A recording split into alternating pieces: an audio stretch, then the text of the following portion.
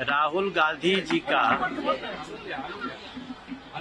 इस समय थोड़ा इलाज की जरूरत है। उनका मेंटल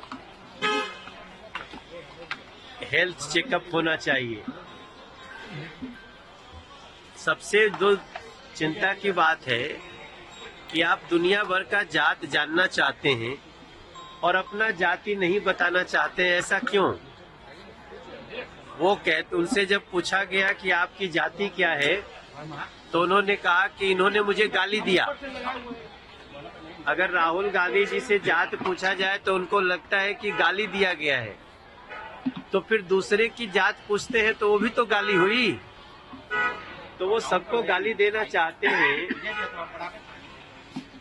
और अपने को उससे बचाना चाहते हैं। तो मैं समझता हूँ ऐसे व्यक्ति का मेंटल हेल्थ चेकअप होना चाहिए।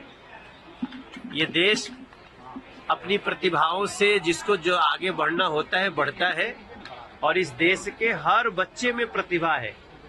जरूरत है समय पे उस प्रतिभा को तराशने की, लेकिन पता नहीं, चूंकि इन लोगों को इतना दिन से सत्ता में रहने का आदत हो गया था राहुल जी को, कि सत्ता से निकलने के बाद वैसे ही तड़प रहे हैं जैसे मछली को पानी से निकाल दो। पेंशन पॉलिसी सर पास कर दी गई है। इस देश के जितने सरकारी केंद्रीय कर्मचारी हैं, उन लोगों का एक लंबे समय से ये डिमांड था कि हमारा सेंट्रल पेंशन स्कीम को जो पुरानी थी वही लागू किया जाए।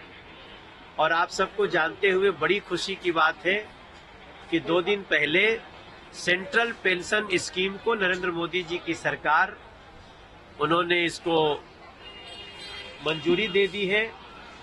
अभी हम और ललन सिंह जी साथ में ही आए फ्लाइट से, वो भी बहुत प्रसन्नता व्यक्त कर रहे थे।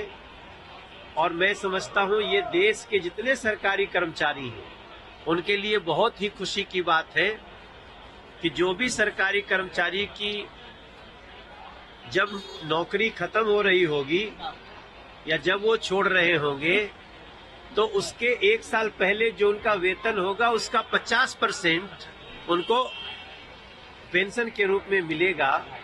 और ये मुझे लगता है देश के लगभग 10 करोड़ लोगों के लिए, 10 करोड़ परिवारों के लिए एक बहुत बड़ा समाचार है। नरेंद्र मोदी जी को धन्यवाद। राहुल की सरकार है, उसके बावजूद भी बिहार में विकास नहीं हुआ है। सभी मामलों में बिहार पिछड़ रहा है। बेरोजगारी, महंगाई और भी कई सारे मामलों को उठा रहे हैं। देखिए, वो तो खुद भी रहे।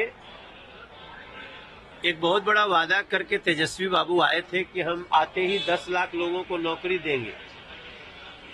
काफी 2.5-3 साल रहे, तो 2.5-3 साल में कम से कम 5 लाख को तो दे देना चाहिए था, लेकिन 500 को भी नहीं दे पाए।